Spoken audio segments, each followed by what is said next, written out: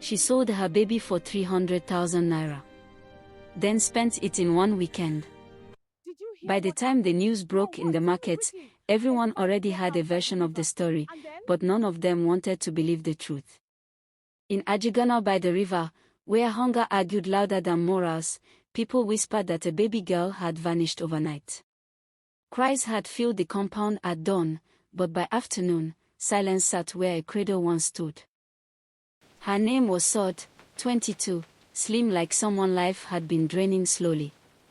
She used to braid hair under the mango tree, laughing loudly, even when customers delayed payment. People liked her smile. That's why no one suspected her. Mothers like her didn't sell their babies, or so everyone thought. Sod had given birth during the rainy season, when leaking roofs and leaking pockets felt like the same problem. The baby came out tiny but loud, as if she already knew she would have to fight for space in the world. Sod named her Morankeji, I have found something to cherish. Cherish, however, does not pay hospital bills. It doesn't buy diapers or Gary. When Morankeji was 3 weeks old, Sod started skipping meals so the baby could drink formula. Her friends praised her strength, not knowing hunger was teaching her dangerous lessons. At night, when generators hummed like tired insects, Sod would count money that wasn't there. 2,000 naira, 1,500 naira, sometimes nothing. The baby cried, the landlord knocked, and her phone buzzed with messages from a man who had promised marriage and disappeared like Hamilton mist. The idea didn't come suddenly. It crept in. First as a joke from a woman at the clinic, some people will pay well for a child, oh. They laughed. But the sentence stayed behind, sitting quietly in Soda's head like a demon waiting for hunger to invite it. 2 weeks later, a stranger approached her at the salon. Well dressed.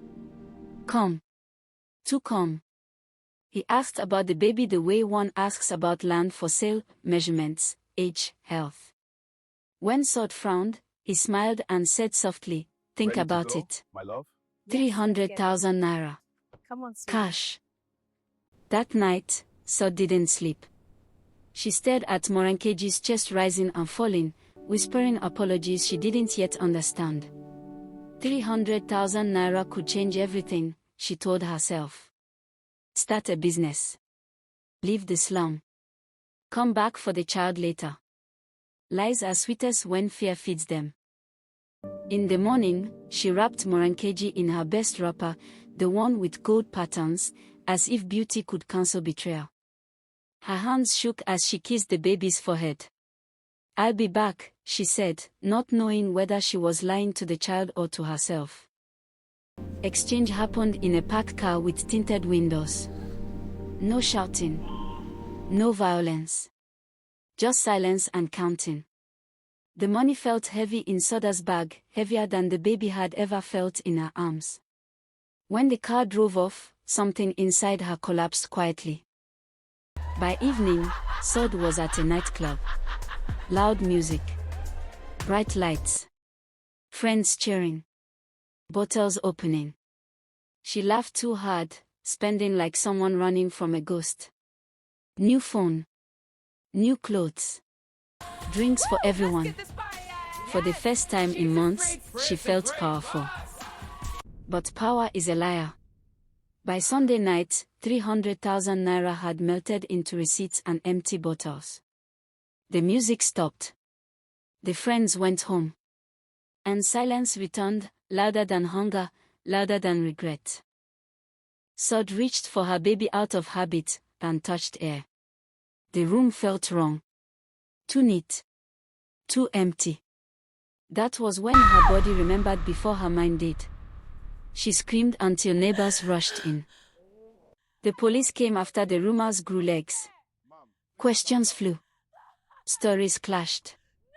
But when they found the receipts, the phone records, the CCTV near the road, the truth stood naked.